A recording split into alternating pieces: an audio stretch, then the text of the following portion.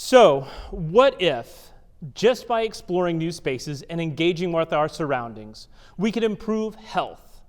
I think that we can, and there is evidence to suggest that as you engage with spaces, your imagination is heightened, your senses are piqued, synapses are fired, all of which, if done well, can have a positive impact on healing.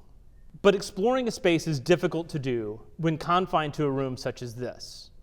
An architect designed this room, and as such, architects such as myself play a massive role in healthcare. But when we consider the confines of this space versus the immediate evocative sense of play and exploration in the opening image, we can begin to consider the negative ramifications of our work. And I understand that there are reasons why this room is designed the way it is: costs, maintenance, adaptability. I have designed hospital rooms very similar to this. So the immediate question is, as an architect, can we do more? And this has established my topic for today: building a blueprint for therapeutic virtual worlds. So I am Dave, I'm an architect and professor at Drury University, Hammond School of Architecture, and this talk is going to cover the relevance of an architectural presence in the creation of virtual reality. In this case, the design of therapeutic spaces for kids. So if you've seen any of my talks or sat in any of my classrooms, you will know that I don't talk about design without also talking about money. And zero glossy graphics on this one because I want this to sink in. From Fortune magazine, Meta, as a single company, is in the process of investing $10 billion on the metaverse, the immersive version of the internet. To put these numbers into context, in 2021, there was a total of $584 million spent in healthcare construction in the United States. So Meta, by itself, is spending nearly double what was spent last year on healthcare in the construction of virtual reality. One of our key speculations when DevKit 1 in 2013 from Oculus Rift arrived on our campus was that there would be a financial future in designing architecture that would never exist physically, but rather only inside a virtual reality. And in 2022, this slide points to that reality. There is literally more money available for the metaverse from a single company than all of healthcare and architecture, which is one of the most lucrative areas of design and construction. One of the students back in 2013 that was listening to me ramble on about the potential future of VR was Alla Al-Radwan, second from the right. And all of these are amazing humans, but Alla is absolutely an exceptional soul. After she graduated from Drury, she moved into a research position in the MIT Media Lab, where she posted a note back to me.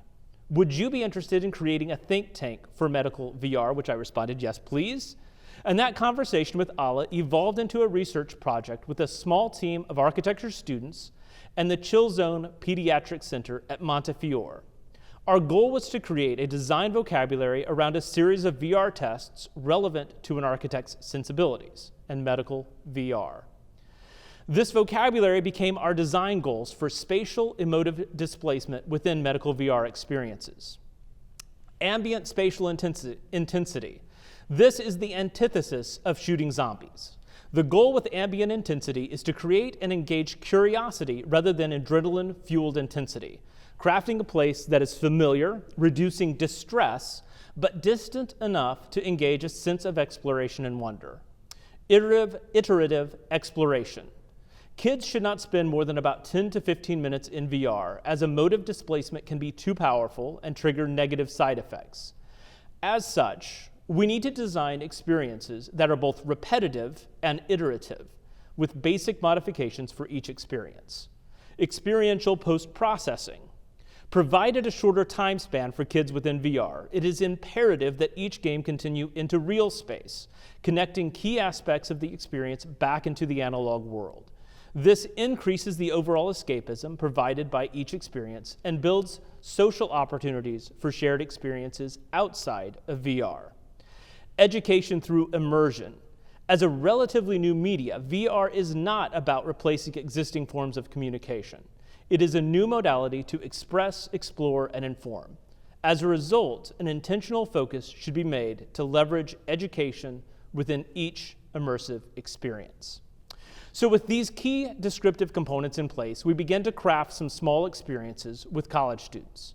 Several of our earliest tests were in collaboration with an absolutely amazing artist from New York, Tom Christopher. In this case, taking one of his paintings and deconstructing it into an unfolding virtual world. And our results were college students completely lost in a different world. We began to learn to read reactions without being able to see eyes, which is something really tricky to do. I mean, sure, everyone moves their arms about in VR, but we began to discern micro-reactions. Shoulders, the subtle drop of the jaw, the slight opening of the mouth to indicate engagement into the space, to know when we were on to something genuine. The next challenge would be creating content to meet our objectives that we could publish to a wider audience. Basically, finding a way to mobilize work through the application of college courses. There was really nothing sneaky about putting medical VR into an architectural design curriculum. In fact, this was clearly communicated, and students found the notion of the class inspiring, and enrollment for the course capped in a few minutes. But there certainly were some sneaky educational moments that came from the course itself. In particular, this symbiotic educational loop, with students teaching kids about architecture through the process of learning about architecture, to teach kids about architecture through immersive experiences, to make more kids interested in architecture, which builds more architecture students. And you can't really create or force or invent this kind of symbiosis. You just have to love it when it happens. So our first architectural docu-immersion film wrapped last year.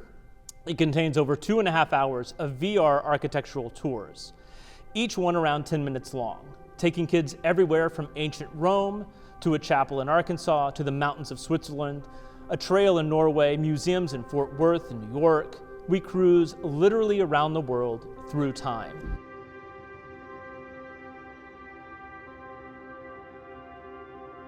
And one of the most exciting discoveries in this process was voices.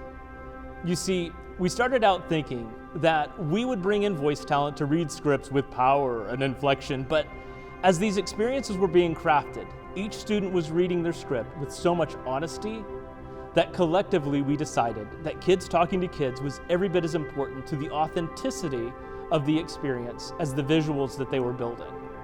It really begins to feel intimate. Let me hold your hand and I'm going to walk you to this absolutely amazing location. Our post-process experience then became the idea of fabricating custom parts using 3D printing relating to the spaces that were being shown in VR, helping students learn fabrication techniques and allowing kids to take authorship of the spaces that they've experienced. Our target is a 3D print that takes about 1 hour and a cost of about 25 cents to $1 for each set of parts printed, so these are super accessible. So that was 2020, and critical thinking forces us to consider what comes next. And my favorite critic is Beta Tester 1, my 12-year-old daughter, Olyvia. She has seen every experience that I've created at every stage along the process. So she has been critiquing my work for the last 6 years, and 2 of her comments always resonated with me. First, I want to make some decisions. I want to go over there. And you see, our experiences to date have been immersive but crafted as linear architectural experiences, powerful but passive in terms of immersion. And second, why does it always have to be architecture?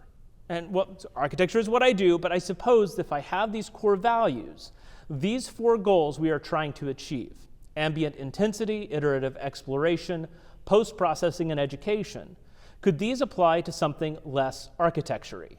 So I decided to literally turn over the reins to my daughter for the next game, Kids Designing for Kids. So let me introduce you to Olyvia and her immersive experience. I wanted to build a game where you have the chance to learn about something different, using my favorite creatures of all time, dragons. When my dad would show me his work and explain to me about what this whole medical virtual reality stuff was and what it can do for kids stuck in a hospital room, I thought it was okay, but I wanted to see an entirely new world with something that didn't exist anywhere else. This is Reggie, my horse, and one of the most important things that I've learned through my riding experience, that it isn't just about jumping on the back of a horse. If that's all you do, they're gonna be a turd. You need to spend time with the horse, grooming them, feeding, cleaning, observing them in their pasture. I wanted to build the same experience with different dragons from my imagination, understanding each dragon's personality, understanding, and needs. When you do those things, you're brave enough to ride. And from those ideas, my dad and I started creating Rising Bravery, a game where you explore environments, learn about a dragon's personality, and apply what you've learned to show understanding, trust, and love, and then get the reward of bonding with and riding on the back of a dragon through their world.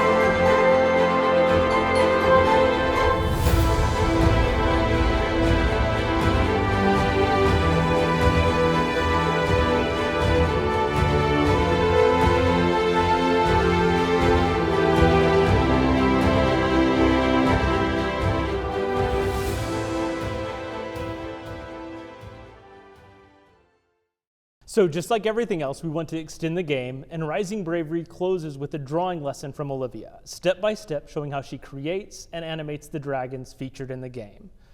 Speaking of which, we think we accidentally stumbled into something brand new, combining traditional cell animation with fully immersive VR. Done not really out of technical skills, but out of a complete disregard for the conventional VR development process. And that leads us back to architecture. Specifically, how could we apply what we are learning by gamifying our concepts and build a better architectural doc immersion experience? So, I have totally reprogrammed the architectural VR curriculum for this summer's course to expand the work into non-linear game experiences. For instance, Thorncrown Chapel is an amazing building composed by a set of trusses in a forest. But what if those trusses had a different height, super tall, or kind of squished down, with completely different massing, or perhaps in an altogether different location?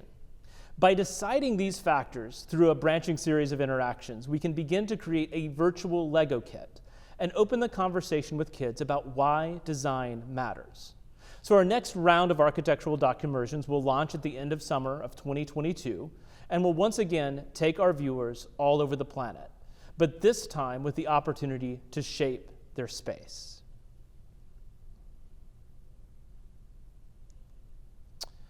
And we keep building things because we can't stop. So our first major creative collaboration with an outside entity is being announced here for the first time. Welcome to Coaster Studios VR. We are working on a project that takes me back to my days of architectural practice, where I often worked in the entertainment sector, amusement parks, and roller coasters. Coming off of their feature-length film, This Is How We Roll, Taylor Bybee and Sarah Anderson of Coaster Studios are going to guide kids through the creation of a roller coaster, providing their insights, expertise, and filmmaking skills as applied to the VR space. This is not a game about riding a roller coaster, but a narrative experiential story about how they are designed, with a post-processing experience, including a ride on a non-VR screen of the creation and a physics lesson from the experts about how the ride works. Also in progress, because we just really like making things, it's what we do. Our program at the Hammonds School of Architecture has traditionally done at least 2 foreign studies per year. And starting this spring, we are sending our students out with 360 VR cameras, not just to capture locations, but to build VR experiences from real locations using 360 video to deliver narrative-based immersive explorations from all over the world. Our first project is happening this spring in Venice, an immersive scavenger hunt for the heart of Venice. journeying through canals, the basilica, maybe a bridge or two, all hosted by architecture student Sydney Stark. In the future, we are extremely excited about combining AR and VR to expand the architecture of a room. We expect to connect multiple rooms from different global locations through VR, making hospital rooms come alive with combinations of AR and VR experiences. I see this not as a technological task, but as an architectural task befitting the profession that designed the initial hospital room. Our architectural skill sets are uniquely positioned to work within VR. The design of space, motion, narrative, empathy, composition, tonality, and materiality are all transferable elements to VR and to the imagination of kids that need this escape. In closing, I am going to implore you to get in contact with me and our program because of what we need: more connections, more medical teams to collaborate with, and more humans to expand our network. We have a team of architects and developers crafting experiences as part of their education. We have methods of distributing VR work and playing it back on nearly every VR device with the exact same visual fidelity. We need more collaborators to help us test, refine, and realize the potential of this work and expand it to spaces beyond the confinement of walls to promote healing and recovery.